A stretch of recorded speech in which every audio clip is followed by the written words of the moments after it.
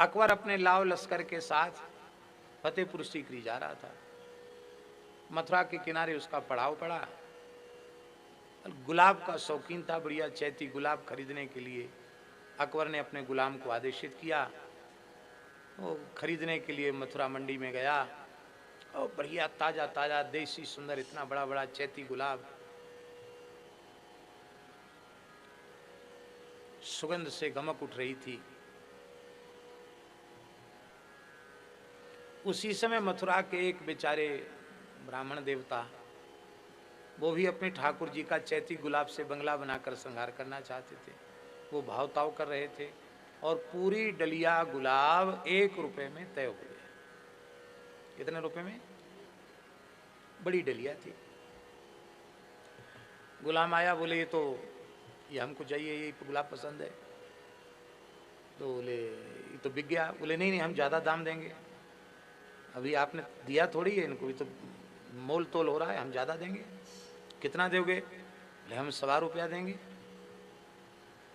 पंडित जी बोले हम 1.5 रुपया देंगे। गुलाम बोला हम 2 रुपया देंगे। पंडित जी को दर्प क्रोध आ गया। बोले तू है कौन हमारा सौदा बिगाड़ने वाला? हे पंडित बात मत कर, मैं जहां पनाह शहंशाह अकबर का गुलाम हूं। इतना सुनते ही ब्राह्मण में सात्विक मद आ गया। अरे एक नाचीज हाड़ मास के पुतले बादशाह के गुलाम में इतनी हिम्मत जो हमारे ठाकुर जी के सौदा को बिगाड़ दे। और मैं अनंत कोट ब्रह्मांड नायक सर्वेश्वर परात्पर परब्रह्म श्री कृष्ण का सेवक हूँ, गुलाम हूँ, गोपाल जी का गुलाम हूँ। मेरे सामने ये बादशाह और इसका गुलाम क्या चीज है? बस ये उनके मन में भाव आया और उन्होंने कहा कि मैं 2 रुपए दूंगा। उसने कहा मैं 5 रुपए दूंगा। उन्होंने कहा मैं 10 रुपए दूंगा। होते होते अंत में गुलाम ने कहा मैं 50 रुपए दूंगा इसके। आपने कहा मैं 100 रुपए दूंगा। गुलाम भाग गया। उसने कहा हमको तो बादशाह फांसी पर और चढ़ा देगा, इतना पैसा भी मेरे पास नहीं है। जो 1 रुपए का अधिक से अधिक दाम हो उसका 100 रुपए देना कौन सी बुद्धिमानी है? मेरा मालिक इतना उदार नहीं है। पर माली तो माली था। माली ने कहा पंडित जी बात की बात है, हमारा सौदा 100 रुपए में तय हुआ, आपने खरीदना स्वीकार किया है। आप या तो 100 रुपए लाओ और ले जाओ इसको, और नहीं तो ये फूल में यमुना जी में विसर्जित कर दूंगा, और आपको तो नहीं दूंगा। दूंगा तो 100 रुपए में ही दूंगा। आपने कहा सत्य के बल पर पृथ्वी टिकी हुई है, मैंने घोषणा किया है तो मैं उस वाणी को सत्य करूंगा। अपने घर की सारे बर्तन भांडे सोना चांदी बेचकर 100 रुपए इकट्ठा हुआ, और वो 100 रुपए सब बेचकर सामान 100 रुपए माली को दिया और गुलाब के फूल से बंगला बनाया। जब अपने गोपाल जी के कंठ में गुलाब फूल की माला धारण कराई तो मथुरा में गोपाल जी को माला धारण कराई, और जतीपुरा में गुसाई विठलनाथ जी श्री श्रीनाथ जी की आरती कर रहे थे। तत्काल उन्होंने क्या देखा कि एकाएक श्रीनाथ जी का मस्तक झुक गया। आपने तत्काल पर्दा करके आरती बंद की, कहा जय जय, आपकी ग्रीवा कैसे झुक गई? तब उन्होंने कहा कि गुसाई जी यदि मेरे ऐश्वर्य भाव का चिंतन करो तो रोम रोम प्रति लागे कोटि कोटि ब्रह्मांड मुझे भार नहीं होता, किंतु उस ब्राह्मण के एक माला के भार से मैं इतना दब गया हूं कि मेरा मस्तक झुक गया है।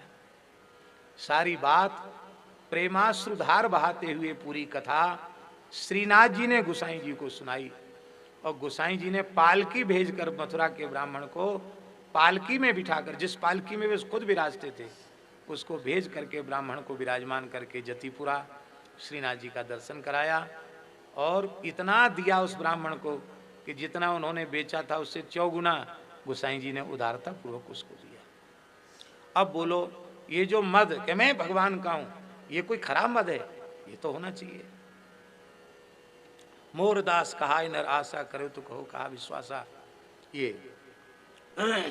तो आप वैषय क्रोध लोभ मद काम का तर्जन कर देते हैं। दूसरी बात पूज्य गुरुदेव भक्तमाली जी की बताई हुई है। एक बार हमने महाराज जी से पूछा तो महाराज जी ने एक बात बताई कि दैन्य भाव जितना अधिक प्रकाशित होगा, विकसित होगा, भगवत प्रेम उतना अधिक ही भीतर प्रकट होगा। दुनिया भर के विकार भीतर भरे भरे हैं, दोष भरे हुए हैं, तब तो हमारे भीतर दैन्य भाव उदित नहीं हो रहा है। और हम सर्वथा निर्मल निर्विकार हो जाएं, काम क्रोध लोभ मद मोह कुछ रहे ही नहीं, तो कितना भारी अहंकार भीतर आ जाएगा, दीनता रहेगी फिर। और जब अहंकार आ जाएगा तो सारे विकार बिना बुलाए अपने आप आ जाएंगे। जैसे नारद जी के पास आ गया, जिता काम अहमिति मन माही, तो घूम फिर के फिर सब विकार आ गए, लोभ भी आ गया, क्रोध भी आ गया, काम भी आ गया, कौन सा विकार बाकी रह गया। तो भक्त दैन्य भाव में भरा रहे, इसके लिए भगवान कभी कभी भेजते रहते हैं। तब वो कहता, मौसम कौन कुटिल खल कामी, यही तन दियो ताह विसरायो, ऐसो नरक ऐसा नरक हरा, ऐसो नमक हरा। अब एक बढ़िया संस्मरण पूज्य गुरुदेव भगवान का सुना दें। हम खाक चौक में पूज्य गुरुदेव भक्त श्री पहाड़ी बाबा महाराज के चरणों में थे और वहीं रहते ही थे। तब मलूक पीठ की सेवा प्राप्त नहीं हुई थी, तब की बात है। ये बात होगी सन 96 या 97 की बात हो सकती है। तो पूज्य गुरुदेव पहाड़ी बाबा महाराज बोले, कहो भक्तमाली जी कैसे हैं? उनका महाराज जी ठीक है। अच्छा ठीक है? हाँ ठीक है। अरे बहुत दिन हो गए दर्शन नहीं हुए, अरे बहुत दिन हो गए दर्शन नहीं हुए, अरे कभी यहाँ लिवा लाया करो, मैं तो कहीं आता जाता नहीं, दर्शन हो जाएंगे। हे महात्मा हैं, परिपूर्ण महात्मा हैं, ऐसे वैसे महात्मा नहीं है, परिपूर्ण महात्मा है। अब वो महाराज जी का स्वभाव था पूज्य गुरुदेव पहाड़ी बाबा का कि जो धुन सवार हो जाती थी वो फिर चलती रहती थी। योगी थे ना, थोड़ी थोड़ी देर में बस, अरे कहाँ हैं महाराज जी? यहीं हैं सुदामा कुटी में। अच्छा, अरे आए नहीं, अरे दर्शन नहीं हुआ, अरे बहुत दिन हो गए। तो हम थोड़ी देर बाद उठे कि महाराज जी को बड़ी व्याकुलता है, महाराज जी को कह देंगे कि कभी आप आ जाए। तो हम गए, महाराज जी कुछ लिख रहे थे। तो बोले, पंडित जी आप कैसे आए? आप तो शाम को आते थे। हम करीब 6-7 बजे वहाँ जाते थे, महाराज जी को प्रणाम करके 6 बजे के करीब थोड़ी देर बैठते, फिर गोपेश्वर दर्शन करके फिर खाक चौक में आ जाते। वे आज आप शाम के 4 बज रहे थे, आज 4 ही बजे आ गए, क्या बात है? तो हमने महाराज जी की बात बताई कि महाराज जी ऐसा ऐसा बोल रहे हैं, गर्मी का समय था। तो महाराज जी ने वाक्य भी पूरा नहीं किया, कलम बंद करके जैसा कहता कुछ पत्र लिख रहे थे, एक गमछा कंधे पर डाला और उठ के खड़े हो गए। महाराज जी कहाँ जा रहे हैं? बोले तुम ही कह रहे हो एक महापुरुष याद कर रहे हैं, तो चलो। हमने कहा आज थोड़ी। बोले नहीं, देखो वो तुम्हारे लिए ही गुरु तुल्य नहीं है, गुरु नहीं है, मेरे लिए भी गुरु तुल्य है। वो तो हमारे रामानंद संप्रदाय के सिद्ध पुरुष हैं, योगी राज हैं, उन्होंने इच्छा प्रकट की है, तो हमारा सौभाग्य होगा, हम दर्शन करेंगे। महाराज जी आगे आगे, हम पीछे पीछे। वहाँ जैसे पहुँचे तो हमने कि महाराज जी आ गए हैं। तो महाराज जी ने ऊपर पट्टी पे कमल बिछवाए, यहाँ बैठो। महाराज जी नीचे चटाई पर बैठ गए। बोले नहीं, साष्टांग प्रणाम करके महाराज जी वहीं बैठ गए। अब पहाड़ी बाबा महाराज बोले, हमारा नाम लेके, ए मुगदास, अरे तुम्हारी बुद्धि को क्या हो गया? आज थोड़ी बुलाया था मैंने, अभी थोड़ी बुलाया था, गए और बुला के लाए, बताओ इतनी गर्मी में। है तेरी जरे, तेरी बुद्धि नहीं है बिल्कुल। अरे राम राम, बुद्धि बिल्कुल नहीं है, पढ़े लिखे बुद्धिहीन। महापुरुषों को ऐसे नहीं बुलाया जाता है। अरे कोई 100-200 साधुओं का खीर मालपुआ का भंडारा होता, रसोई होती, फिर उनको प्रेम से जिमाते, अच्छा लगता, ले आए गर्मी में। वाह, चलो अच्छा किया, कोई बात नहीं, हमें दर्शन हो गए। फिर बोले महाराज जी की ओर देख के, अरे राम राम, तुम्हें क्या हो गया? महाराज जी से बोले, ए तुम्हारी तो कमर झुक गई। अरे राम राम, आपकी कमर झुक गई? महाराज जी बोले, हाँ वृद्धावस्था है, देखो मेरी कोई कमर मर नहीं झुकी है। महाराज जी बोले, आप योगी राज हैं, हम तो सामान्य व्यक्ति हैं। तो बाहर आते जाते हो, महाराज जी बोले हाँ, कोई प्रेमी भक्त ज़्यादा आग्रह करता है तो चले जाते हैं, पहले तो मना करते हैं, फिर कहते हैं भाई ज़्यादा आग्रह है तो उठा ले जाओ और धर जाओ। क्यों जाते हो बाहर, क्यों जाते हो बाहर? अब बुढ़ापा आ गया तो जाना आना बंद कर दो, क्यों जाते हो बाहर? महाराज जी बोले हाथ जोड़कर, त्याग वैराग्य का सर्वथा अभाव है, लोभ की वृत्ति अतिशय बढ़ी हुई है, इसलिए बार बार धाम को पीठ दिखाकर चले जाते हैं। हम समझते हैं ऐसा उत्तर कोई दे नहीं सकता है। और पहाड़ी बाबा महाराज बोले लोभ के कारण छोड़ के जाते हो? बोले हाँ महाराज। क्यों जाते हो? छाती पे धर के ले जाओगे? महाराज जी से बोले इतना इकट्ठा क्यों कर रहे हो, छाती पे धर के ले जाओगे? महाराज जी बोले सब जानते हैं लेकिन क्या करें, बस वही बात है, कथा कीर्तन का तो बहाना है, लोभ लालच है, जाते हैं तो कुछ कपड़ा लत्ता मिल जाता है, कुछ भेंट विदाई मिल जाती है। अरे राम राम, क्यों जाते हो? अरे क्यों जाते हो? पीठ पे लाद के ले जाओगे, छाती पे धर के ले जाओगे क्या? अरे राम राम कमर झुक। देखो भला, महाराज जी कोई नाराज नहीं हो रहे, उनकी तो भाषा ही ऐसी थी। बोले देखो भला, तुम हमसे बहुत छोटे हो आयु। महाराज जी छोटे तो थे, कहाँ पूज्य पहाड़ी बाबा महाराज लगभग 130 वर्ष की आयु में भगवत धाम गए। तो तुम हमसे बहुत छोटे हो। अब देखो मैं भी बुढ़ा हो गया और आप भी वृद्ध हो गए, और हमारा नाम लेके बोले देखो ये राजेंद्र दास है, ये भी कहीं नहीं आएगा जाके, हमारी तुम्हारी दोनों की सेवा करेगा, यहीं आ जाओ भला, आसन लेके यहीं आ जाओ, खाक चौक में रहो, ये तुम्हारी भी सेवा करेगा हमारी भी करेगा। फिर कहते यहाँ आने के बाद किसी की हिम्मत नहीं जो तुमको आपको यहाँ से ले जाए कहीं, हाँ फिर नहीं कोई ले जा सकता है। महाराज जी हंसकर बोले हाँ ये बात तो सही है, यहाँ आने के बाद फिर किसी की हिम्मत नहीं जो यहाँ से ले जाए। फिर महाराज जी को कुछ खिलाया पिलाया, कुछ मिठाई खिलाई, जल पिलाया, और बोले अच्छा जाओ पहुँचा के आओ। तो महाराज जी को पहुँचाने गए। तो हमारे मन में अच्छा नहीं लगा, मैंने कि महाराज जी इतने प्रेम से तो बुलाए, याद किए, यहाँ करना कोई सत्संग की बात, और महाराज जी भी ऐसा बोले कि छाती पे धर के ले जाओगे, ऐसे कहीं बात होती है, मन में अच्छा नहीं लगा। महाराज जी कैसी भाषा बोलते सबके साथ। जब महाराज जी को आसन पर पहुंचाया तो हमने कहा महाराज जी हमारे मन में थोड़ी पीड़ा हो गई, महाराज जी ऐसे बोलते हैं। नहीं नहीं बिल्कुल ठीक कहा। मैंने कहा उन्होंने ठीक कहा, आपने कैसे ठीक कहा? हम तो आपके चरणों में रहते, हमने देखा कि लोभ की सूक्ष्म गंध भी आपके चित्त में नहीं है, फिर आपने ऐसे कैसे कहा कि त्याग वैराग्य का अभाव है, लोभ बहुत बढ़ा हुआ है, इसलिए धाम को पीठ दिखा के चले जाते हैं। महाराज जी ये बात तो आपकी हमारी समझ में नहीं आई, हमको तो बड़ा कष्ट हो गया। महाराज जी बोले पंडित जी आपकी श्रद्धा है, इसलिए आपको हमारे में दोष नहीं दिखाई पड़ता है, पर तुम्हें पता नहीं है तुलसीदास जी का वचन, लोभ पास यही गर न बंधाया, सोनर तुम समान रघुराया। जिसके गले में लोभ का फंदा नहीं पड़ा वो तो तुम्हारे समान है, तो हम तो राम जी के दास हैं, उनके समान कहाँ हो सकते हैं? इसलिए हमारे भीतर तो लोभ है, काम है, क्रोध है, सब है। फिर थोड़ी देर शांत होके बोले मान लो नहीं है, मान लो नहीं है, हमारे भीतर काम क्रोध मद लोभ आदि विकार नहीं है, तुम्हारी बात मान लेते हैं, लेकिन नहीं है ऐसा स्वीकार करने में हानि है, उससे अहंकार उत्पन्न होगा और पतन हो जाएगा, फिर बिना बुलाए सब विकार आ जाएंगे। और है और उसे अस्वीकार करना, इससे हानि होगी। इसलिए किसी न किसी अंश में तो सब विकार है ही हैं, तुम्हें पता नहीं है।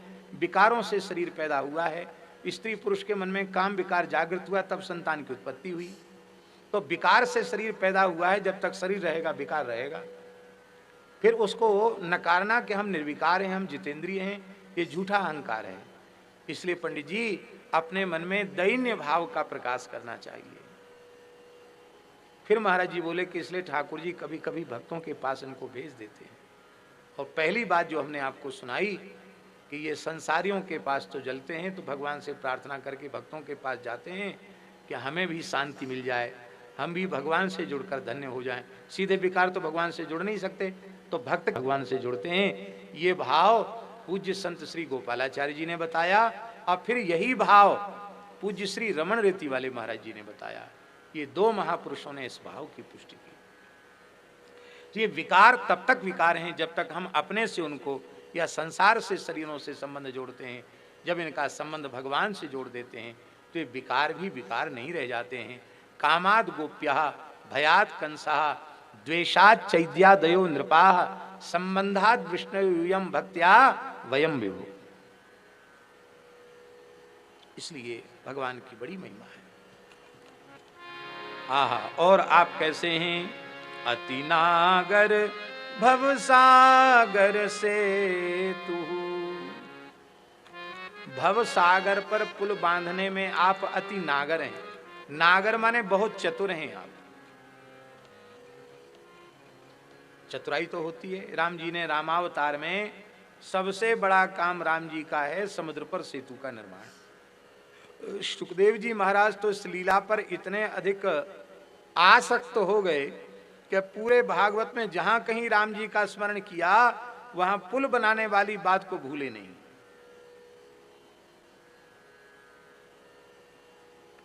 त्रस्ताब्धि ही बद्ध सेतु खलद वदहन कौशलेन्द्रो वतान्ना। कितनी बार जामवंती जी महाराज भी कहते हैं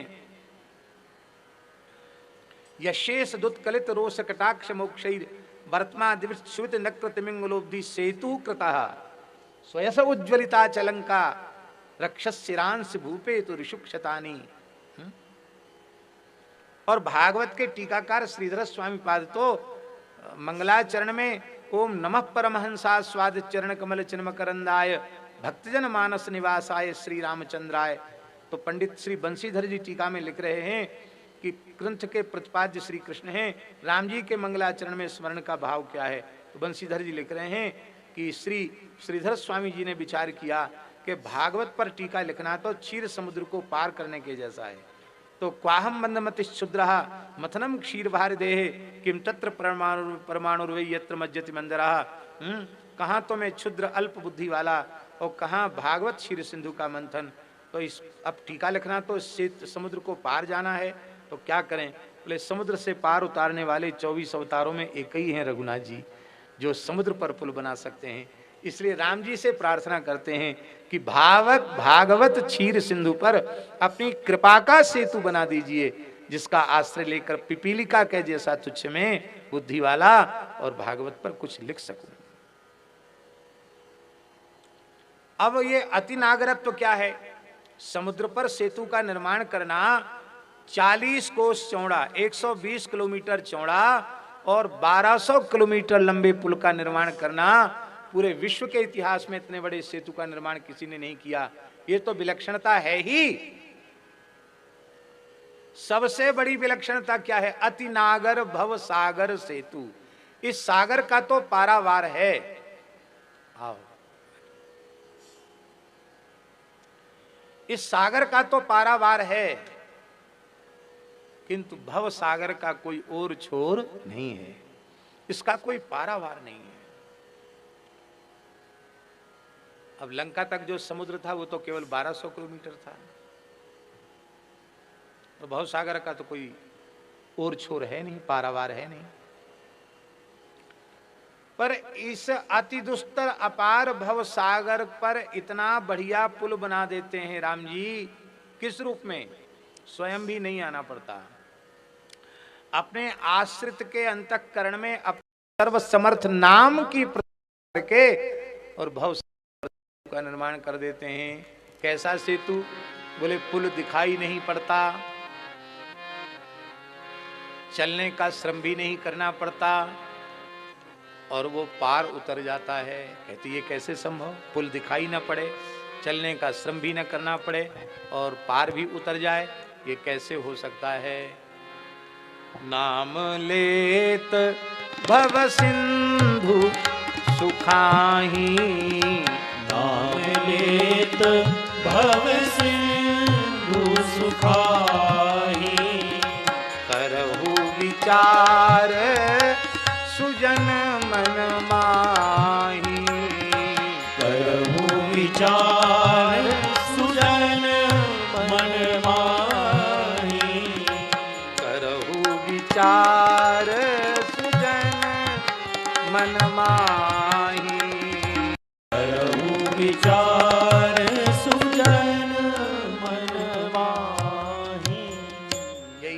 नागर। पुल दिखाई नहीं पड़ा, बांधना नहीं पड़ा किसी का, केवल नाम दे दिया, नाम से ही भव सिंधु सूख गया। और त्रातु सदा दिन कर कुल के तुहु, ऐसे सूर्यवंश विभूषण जो दिनकर कुल के केतु माने ध्वजा स्वरूप जो श्री राम जी हैं, वे हमारी रक्षा करें। अब यहां पहले के छंद में भगवान का रूप कहा,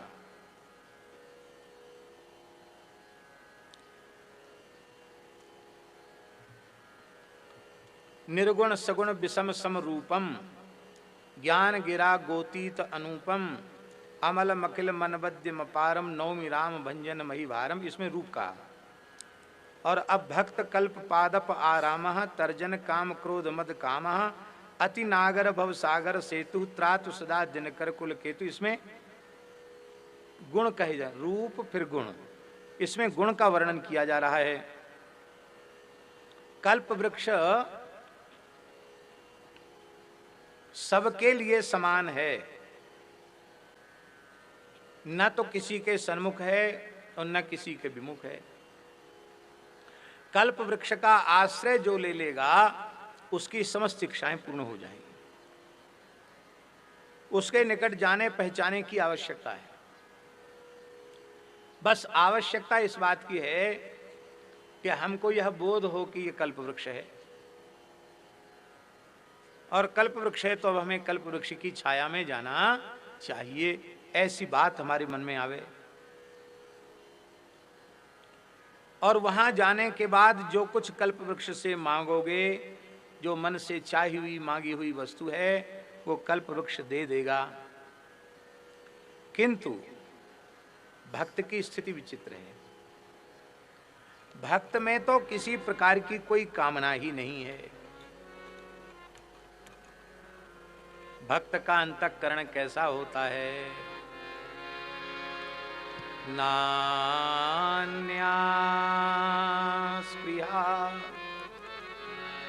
रघुपते हृदये स्मदीये, सत्यम बदा। भक्तों का हृदय कैसा होता? जिनको कबहु न चाहिए कछु, तुम सन सहज सनेह, बसहु निरंतर तासु उर सोराउर निज गे। तब क्या होता है? बहुत ध्यान से सुने। भक्त कल्प पादप आराम, भक्त कल्प पादप आराम, भक्त कल्प पादप आराम, भक्त कल्प पादप आराम। अब भक्त को कुछ चाहिए तो नहीं, तो आप कल्प वृक्षों के उद्यान बन जाते हैं। और बगीचे का एक स्वभाव होता है,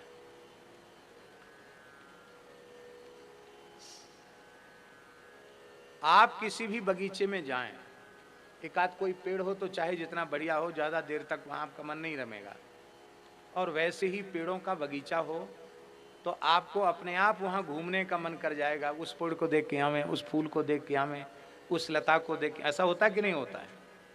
तो यहाँ कहने का भाव सुतीक्ष्ण जी महाराज का ये है कि हे भगवान, आप उन्हीं में भक्त उन्हीं में विहार करते हैं। इसका मतलब है आपके अनंत नाम कल्प वृक्ष हैं, आपके अनंत रूप कल्प वृक्ष हैं, आपकी अनंत लीलाएं कल्प वृक्ष हैं, आपके अनंत धाम कल्प वृक्ष, यही है बगीचे। तो भक्त आपसे कुछ मांगते तो नहीं है, नाम रूप लीला धाम रूपी कल्प वृक्षों के उद्यान में विहार करते रहते हैं। और फिर उन्हें काम क्रोध आदि शत्रुओं का भय नहीं रहता है, क्योंकि जो बगीचे का स्वामी है ना, वो बगीचे में चोर उचक्कों को घुसने नहीं देता है। तर्जन डांट देता, खबरदार, यहां भक्त विहार कर रहे हैं, यहां तुम्हारी क्या विसात, तुम यहां देखना भी नहीं है। ये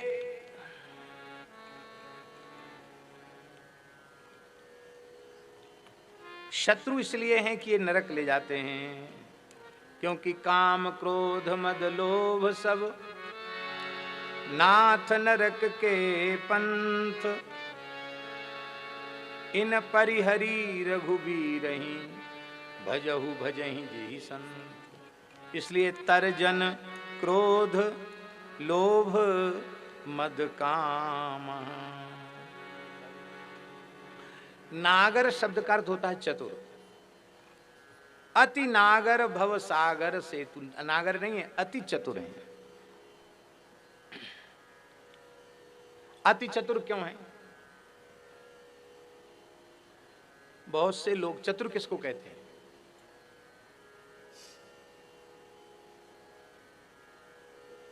भावना के बिना सेवा नहीं कोई व्यक्ति करता है। कोई भी सेवक सेवा करता है तो उसके मन में भावना तो है। भावना बिल्कुल भी ना हो तो सेवा क्यों करेगा? क्रिया जो है सेवा की प्रवृत्ति, वो बिना भावना के संभव नहीं है।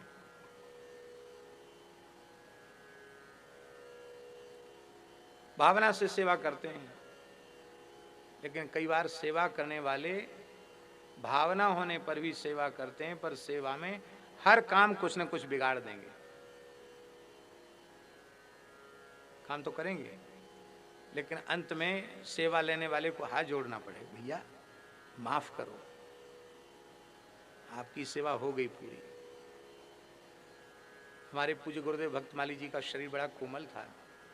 कोई कहता महाराज आपके पांव दबा दें, महाराज कहते रहम करो, मत दबाओ, बेचारे को क्यों दबाते हो, क्या बिगाड़ा हाथ पांव ने, क्यों दबाते हो? नहीं नहीं महाराज, थोड़ी तो तनक सेवा तो कर लें दो। बुंदेलखंड में एक आए ऐसी तनक मनक सेवा तो महाराज कर लें, तो महाराज जी का अरे नहीं नहीं नहीं नहीं, क्यों? बोले मूर्ति खंडित हो जाएगी, खंडित मूर्ति की पूजा नहीं की जाती। क्यों?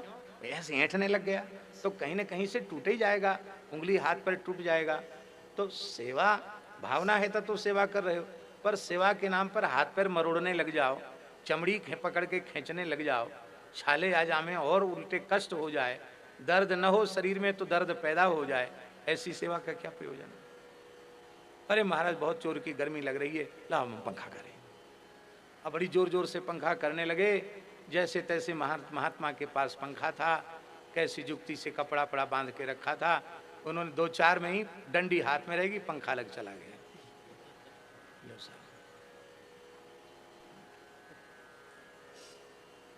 अथवा पंखा करते करते 10-5 चोट उसी को लगा दी जिसको हवा कर रहे हैं।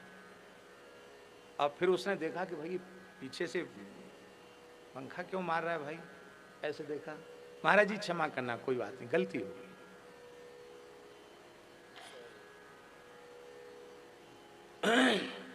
हमारे वृंदावन के एक महान रसिक संत, परम विद्वान संत और संतोचित संपूर्ण लक्षणों से विभूषित पूज्य बाबा श्री नवेली शरण जी, उनकी 50 वर्ष पुरानी 55 वर्ष पुरानी श्री राधा सुधा निधि जी, जिसका वो नित्य पाठ करते थे, हमारे पास रखी। उनका एक पंखा है, साधारण पंखा, जो कम से कम 30-35 साल पुराना है।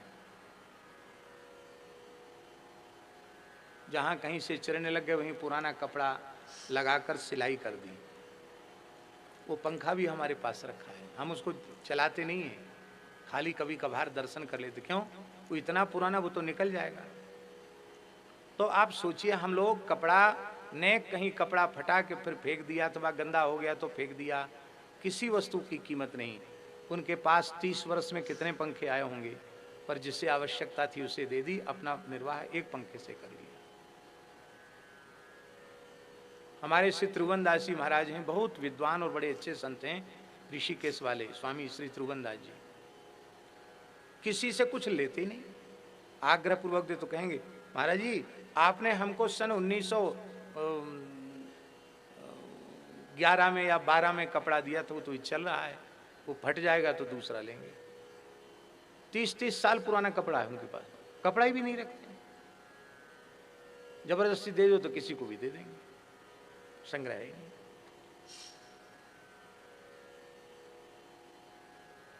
नकल हम नहीं कर सकते उनकी, ना हम करते हैं नकल, क्योंकि हमारे भीतर उस प्रकार की वृत्ति नहीं है। लेकिन निवेदन करने का प्रयोजन ये है कि भक्त होते कैसे हैं, संत होते कैसे हैं। कम से कम में यावदर्थ परिग्रह, थोड़े में ही अपना निर्वाह कर लेते हैं। तो सेवा में भी अति नागर की जरूरत है। भगवान नागर हैं, भगवान के भक्त को भी नागर होना चाहिए। हमेशा जैसे तैसे काम मत करो। जो कुछ भी सेवा मिली है वो भगवान की सेवा है, उसको कितनी अधिक कुशलता पूर्वक हम कर सकते हैं, ये प्रयत्न भक्त को करना चाहिए। क्योंकि उसी कार्य को हम अत्यंत कुशलता पूर्वक करेंगे तो भगवान की ओर से हमें आशीर्वाद मिलेगा। और कहीं गुरुजन प्रसन्न हो गए आपके कार्य से तो आपका कमजोर से कमजोर साधन होगा तो भी आपका काम बच जाएगा।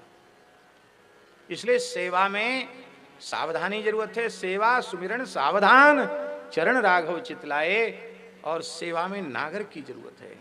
नागर चतुर को कहते हैं। तो बहुत से कुशल लोग होते हैं, चतुर लोग होते हैं, उनको कोई काम दो बढ़िया से संभाल लेते, उनको नागर कहते हैं। पर वो कोई एक काम संभाल सकते, पूरे जीवन के सब कामों का ठेका नहीं ले सकते। सारे जीवन का कोई ठेका लेता है? बुरा मत मानना, जिन्होंने जन्म दिया है माता पिता, वो भी अपनी संतान का पूरे जीवन का ठेका नहीं ले सकते। बेटी का ब्याह कर दिया तो फिर कहेंगे भैया अब तुम्हारे घर भेज दिया, तुम्हारा जैसा भाग्य, अब हम बुढ़ापे में कब तक करेंगे। ये कहना पड़ता कि नहीं? पुत्रों को भी कह देते कि भाई देखो हमारा जो कर्तव्य था, पढ़ा लिखा दिया, शादी ब्याह कर दिया, अब तुम जानो तुम्हारा काम जाने। पैदा करने वाले माता पिता जीवन भर का ठेका नहीं लेते, तो संसार में कौन ऐसा है जो तुम्हारे जीवन का ठेका ले ले। मान लो कोई ऐसा व्यक्ति आ जाए जो तुम्हारे जीवन का ठेका ले ले, ध्यान से सुनो, पर परलोक का ठेका नहीं ले सकता। पर भैया ये अति नागर दो ही हैं, एक तो श्री सद्गुरु भगवान और एक श्री ठाकुर जी। ये अति नागर हैं, ये संसार का भी ठेका ले, लोक का भी ठेका और परलोक का भी ठेका। लूका रोटी नीके राखे, विनय पत्रिका में, लूगा रोटी नीके राखे, आगे हु की वेद भागे। इसलिए राम जी को अति नागर इसलिए कहा गया कि इनकी शरण ले लो, तुम्हारा लोक परलोक का दोनों का ठेका राम जी ले लेंगे, दोनों संभाल देंगे, लोक भी संभाल देंगे और परलोक भी संभाल देंगे। बोलो भक्त वत्सल भगवान की जय। माने प्रभु के चरणार बिंदों का आश्रय लेने वाला अनायास ही भव सागर से पार उतर जाता है। अति अपार जे सरित बर, जो नृप से तु कराई, चली पिपील कऊ परम लघु, बिनु श्रम पार ही जान। साधनहीन चींटी समुद्र पार नहीं कर सकती, नदी पार नहीं कर सकती, और वही पुल पर चढ़ करके और पार कर जाती है। ऐसे ही कृपा के सेतु का आश्रय लेकर के भक्त भवसागर से पार उतर जाते हैं। इस भवसागर के मध्य उत्ताल तरंग तथा मगर उरग इसको बाधा नहीं पहुंचा पाते हैं। और फिर कह रहे हैं कि दिनकर कुल के आप केतु हैं। माने सूर्य वंश बड़ा अद्भुत है, बड़ा पवित्र है, पर जैसे कोई मंदिर होता है, राजा प्रासाद होता है, उसमें दीवारें होती हैं, फिर उसका शिखर होता है, शिखर के ऊपर कलश होता है, कलश के ऊपर चक्र होता है, और चक्र के भी ऊपर ध्वजा फहराई जाती है। पूरे भवन में, पूरे प्रासाद में ध्वजा का स्थान सबसे ऊंचा होता है। तो पूरे सूर्यवंश में आपका स्थान सर्वोपरि है। ये दिनकर कुल केतु कह करके आप सूर्यवंश विभूषण हैं। आहा, आप दिनकर कुल केतु हैं, इसलिए आप हमारी रक्षा करें। अब देखिए सीताराम, त्रातु सदा नो, त्रातु सदा दिनकर कुल केतु। ये क्यों कह रहे हैं? ये दिनकर कुल केतु कहने का भाव ये है कि प्रभु जिस सूर्यवंश में आपने अवतार ग्रहण किया है, सूर्यवंश के आरंभ से लेके देख लो, कोई ऐसा पैदा नहीं हुआ इस वंश में जिसने शरण में आए हुए की रक्षा न की हो।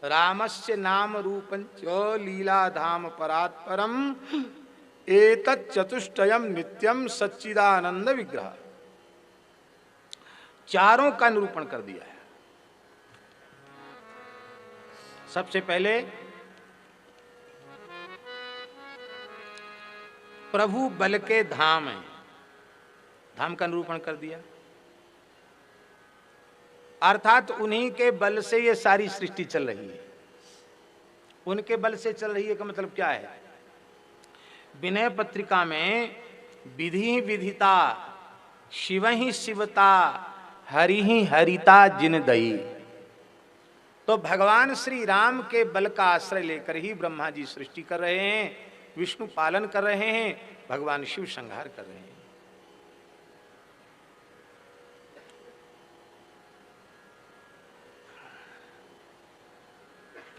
और यही उपदेश हनुमान जी रावण को दे रहे हैं। इसलिए अतुलित बल धाम, वो बल के धाम हैं। उनके भुजा के प्रताप की भी कोई तुलना नहीं है। बल भी है और उनकी भुजाओं का प्रताप भी बड़ा विलक्षण है। चित्रकूट की घटना है। 999 महारास चित्रकूट में सरकार ने किए। कितने महारास किए? 100वां महारास करने वाले थे। और उसके आरंभ में श्री किशोरी जी का अपने हाथ से श्रृंगार कर रहे थे। एक बार चुनि कुसुम सुहाए, निज कर भूषण राम बनाए, सीत ही पहिराए प्रभु सादर, बैठे फटक शिला पर सुंदर। ध्यान से सुने।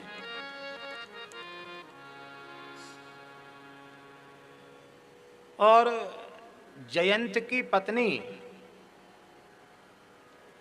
वो किशोरी जी की सखी थी, इसलिए प्रत्येक रास में दर्शन करने जाती थी। जयंत को पता चला कहीं गायब हो जाती, कहाँ चली जाती है। तो अब तक तो उसको ज्ञात ही नहीं था। आज 100वें रास में जा रही थी तो उसने कहा, ए कहाँ जाती है? मुझे खबर पड़ी है कि तू कहीं चली जाती बिना बताए, कहाँ जाती है? उसने कहा कि आपको पता नहीं है, ब्रह्मादि देवताओं की प्रार्थना पर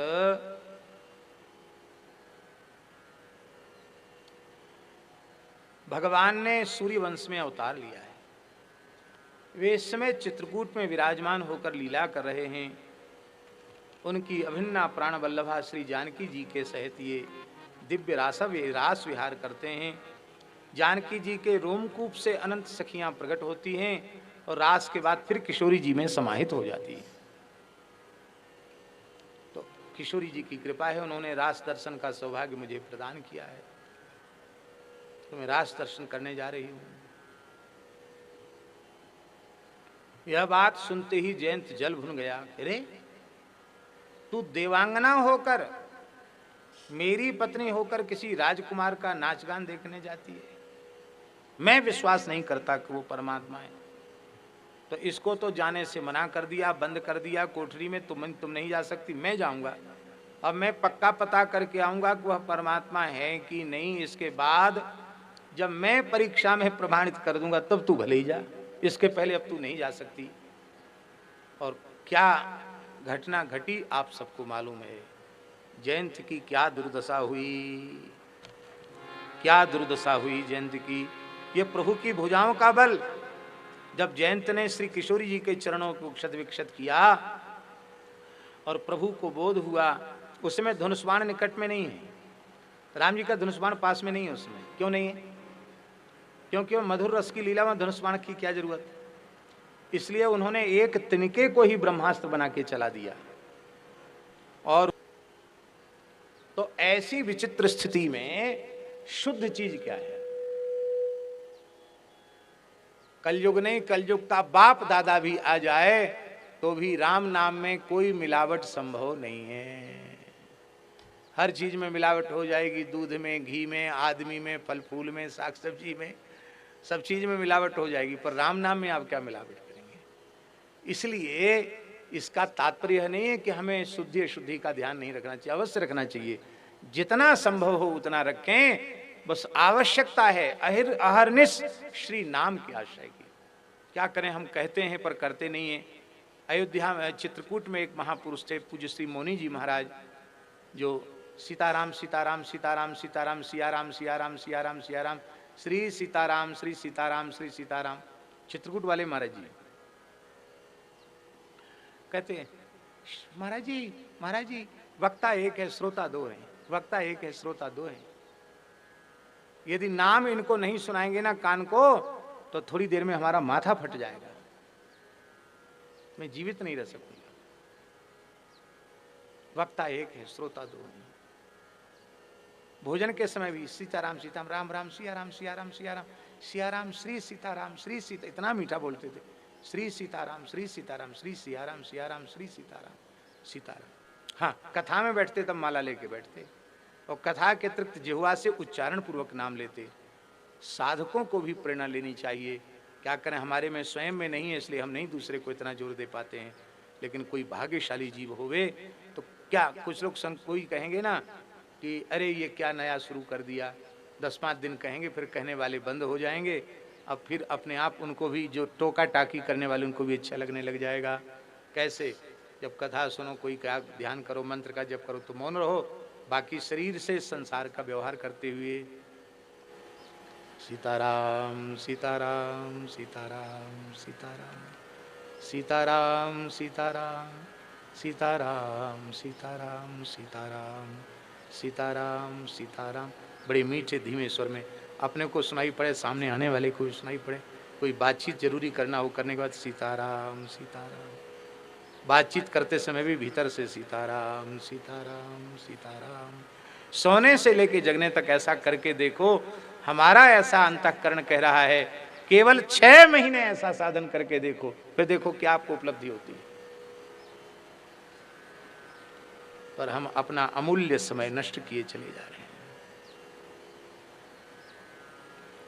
एक भी गुजराती बापू संत थे चित्रकूट में, वो भी रसोई का काम करते गौरवर्ण के, और बस सीताराम सीताराम सीताराम सेवा में निरंतर लगे रहते और नाम उच्चारण करते रहते। कथा में बैठते तो माला झोली लेके बैठते, क्योंकि वहां उच्चारण करेंगे तो कथा में बाधा होगी।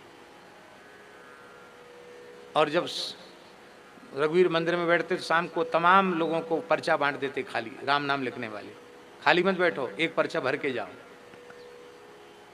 अरबों की संख्या में नाम इकट्ठा किया उन्होंने। दूसरी बातचीत का काम नहीं, राम राम करो भैया। कलिमल विपुल विभंजन नामः, कलिकाल में एकमात्र साधन है जीव के परम कल्याण का नाम।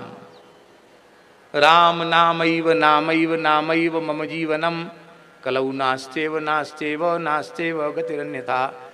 ये स्कंद पुराण वाल्मीकि रामायण के महात्म्य का श्लोक है और आदि पुराण का श्लोक है। हरेर नाम हरेर नामैव केवलम, कलौ नास्तेव नास्तेव नास्तेव गतिरन्यथा।